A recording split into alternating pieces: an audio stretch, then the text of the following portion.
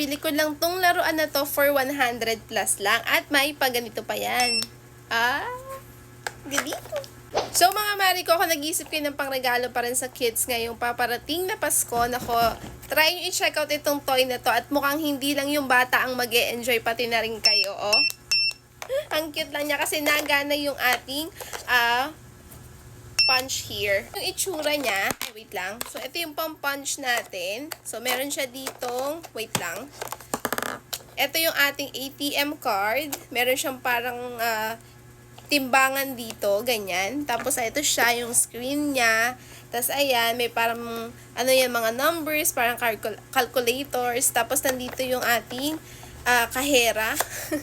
Ayan, tapos meron na rin niyang kasama paper bill. So, meron siyang 20, meron siyang 5, meron siyang 50s. Ayan. So, pwede talaga maglaro yung mga kids, pati na rin tayong mga adults. Tapos, dito naman mga dito tinatap yung ating ATM card. Ito, diba? Nice.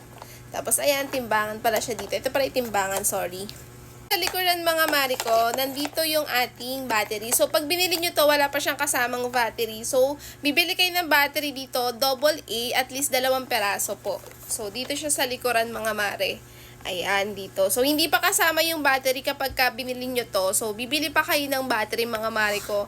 So, kailangan lang naman ay double A, 2 peraso lang mga mare. So, yun mga mari ko, nag-iisip pa rin kayo ng pangregalo sa mga bata ngayong paparating na Pasko. I-check out nyo to kasi ang mura lang niya at baka maubusan pa kayo ng stocks.